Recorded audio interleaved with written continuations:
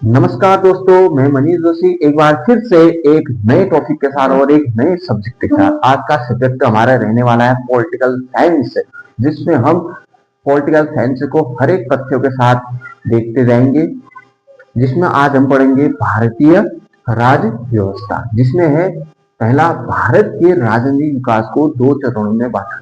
देखते हैं कौन कौन से वो चरण थे। पहला था कंपनी का शासन 1773 से 1858 तक। दूसरा था ब्रिटिश क्राउन सम्राट का शासन 1858 से 1947 तक। इसके अंदर क्या हुआ, पहले आता है एक रेगुलेटरी एक्ट 1773। रेगुलेटरी एक्ट क्या था? इसके तहत कंपनी के प्रशासन पर ब्रिटिश संसदीय नियंत्रण की शुरुआत हुई।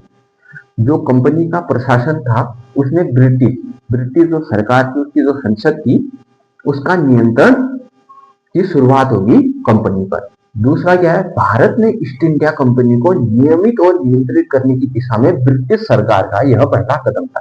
जो 1773 का रेगुलेटरी एक्ट था, भारत में ईस्ट इंडिया कंपनी को नियंत्रित, जो कंपनी आई थी व्यापार करने, उसको नियंत्रित और नियमित करने के लिए ब्रिटिश संसद का इसमें पहला कदम था। दूसरा है, पहली बार भारत में कंपनी के शासन के लिए एक लिखित संविधान की प्रस्तुत किया गया। पहली बार 1773 के एक्ट में पहली बार ये बताया गया कि कंपनी का जो शासन है उसमें लिखित संविधान प्रस्तुत किया गया। उसके लिए अधिनियम के प्रावधान, क्या क्या प्रावधान थे इस अधिनियम के, देखते हैं। नंबर 1, इसके द्वारा पहली बार कंपनी के प्रशासनिक और राजनीतिक कार्यों को मान्यता मिली। इस प्रावधान में जो 1773 का एक्ट था, इसके प्रावधान में पहली बात यह कहा गया कि कंपनी के प्रशासनिक और राजनीतिक कार्यों को मान्यता दी जाएगी। नंबर 2, भारत में केंद्रीय प्रशासन की नींव। भारत में केंद्रीय प्रशासन की नींव कहां से पड़ी? 1773 के एक्ट के दौरान। इसमें क्या हुआ था, मुंबई और मद्रास प्रेसिडेंसी को कलकत्ता प्रेसिडेंसी के अंदर लिया गया, से अधीन कर दिया गया। इससे पहले ये तीनों अलग अलग थी। इस अधिनियम के तहत बंगाल के गवर्नर को बंगाल का गवर्नर जनरल कहा जाने लगा, यानी कि बंगाल में गवर्नर जनरल की नियुक्ति होने लगी। इस एक्ट के तहत बंगाल के गवर्नर को बंगाल का गवर्नर जनरल कहा जाने लगा 1773 के रेगुलेटरी एक्ट के तहत। इसमें बातें क्या थी, इसकी सहायता के लिए 4 सदस्य, जो ये गवर्नर को गवर्नर जनरल बनाया गया, इसकी सहायता के लिए 4 सदस्य नियुक्त किए गए। और बंगाल का पहला गवर्नर बनता है वारेन हेस्टिंग। आगे देखते हैं, इस अधिनियम के तहत बीओडी की स्थापना की गई, यानी कि बोर्ड ऑफ डायरेक्टर की स्थापना की गई 1773 के एक्ट के तहत। इसमें बात क्या थी, इसके तहत ब्रिटिश सरकार का कंपनी पर नियंत्रण सशक्त हो गया। जो ब्रिटिश सरकार थी, कंपनी पर अपना नियंत्रण बिल्कुल सख्ती से लागू कर दिया। अगला है, कंपनी को राजस्व, नागरिक और सैन्य मामलों की जानकारी ब्रिटिश सरकार को देना आवश्यक कर दिया गया। जो कंपनी थी उसको राजस्व से संबंधित, नागरिक हो या सैन्य मामले, उनकी जानकारी ब्रिटिश सरकार को देना आवश्यक कर दिया कंपनी को। अगला है, इस अधिनियम के तहत 1774 में कलकत्ता में सुप्रीम कोर्ट की स्थापना की गई। इस एक्ट के तहत कलकत्ता में सुप्रीम कोर्ट की स्थापना की गई, आप बताएंगे 1773 के रेगुलेटरी एक्ट के तहत 1774 में। ठीक, इसमें एक मुख्य न्यायाधीश और 3 अन्य सदस्य थे। मुख्य न्यायाधीश कौन थे? पहले एलिजा इम्पे। अन्य 3 सदस्य कौन कौन थे? परीक्षा में पूछा जाता है, चेम्बर्स, लिमेस्टर और हाइट, ये 3 सदस्य थे। अगला देखते हैं, इसमें क्या हुआ था, कंपनी के कर्मचारियों को बिना लाइसेंस के, जो कंपनी के कर्मचारी थे उनके पास अगर लाइसेंस नहीं है तो निजी व्यापार करने और भारतीयों से उपहार व रिश्वत लेने पर प्रतिबंध लगाया गया था। कंपनी के जो सदस्य थे, अगर उनके पास लाइसेंस नहीं है तो वे कोई भी व्यापार या फिर भारतीयों से रिश्वत या उपहार नहीं दे सकते। उसके लिए भी लाइसेंस अनिवार्य कर दिया ब्रिटिश सरकार ने कंपनी के कर्मचारी के लिए। अगला एक्ट है act of settlement. Act of settlement आता है 1781 में।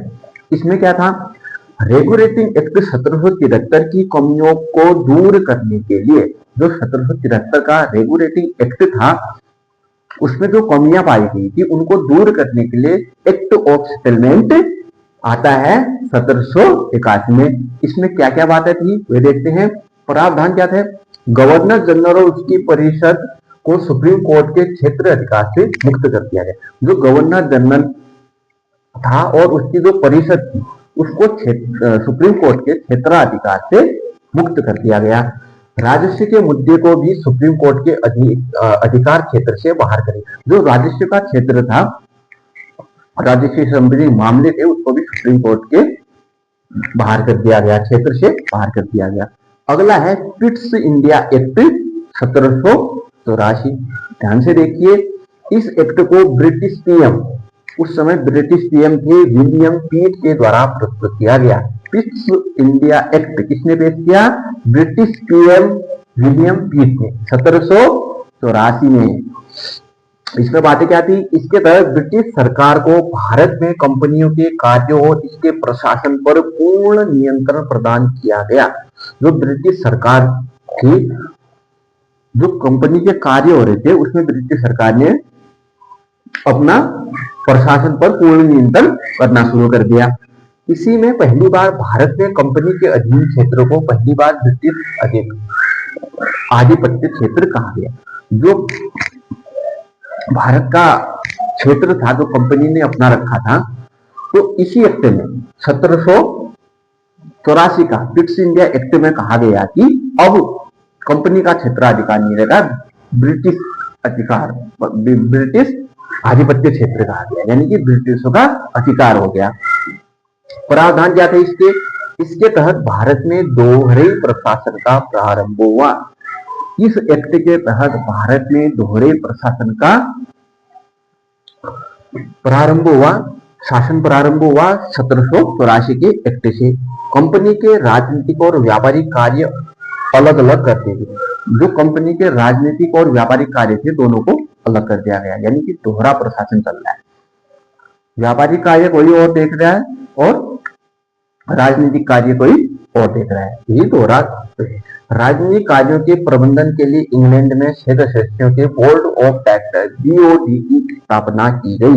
जो राजनीतिक कार्य थे कंपनी, उनकी देखभाल के लिए इंग्लैंड में 6 सदस्यीय एक समिति बनाई गई जिसका नाम BOC कर दिया गया, बोर्ड ऑफ कंट्रोल कर दिया गया। व्यापारिक कार्य बोर्ड ऑफ डायरेक्टर, जो व्यापारिक कार्य थे बोर्ड ऑफ डायरेक्टर को दिए गए और राजनीतिक कार्य BOC को। आगे देखते हैं, गवर्नर जनरल की परिषद की सदस्य संख्या 4 से घटाकर 3 कर दी गई। अगला है, मद्रास और मुंबई की सरकार को पूरी तरह से बंगाल सरकार के अधीन कर दिया गया। इस एक्ट के तहत गवर्नर जनरल की प्रांतीय सरकारों को बर्खास्त करने का अधिकार प्रदान किया गया। गवर्नर जनरल को देशी राजाओं से युद्ध व संधि करने से पहले BOD से स्वीकृति लेना अनिवार्य कर दिया गया। धन्यवाद दोस्तों, आज का टॉपिक हमारा यहाँ पे समाप्त होता है। आगे को हम दूसरी वीडियो में देखेंगे। कैसा लग रहा है आपको हमारा ये प्रयास, अवश्य बताएंगे।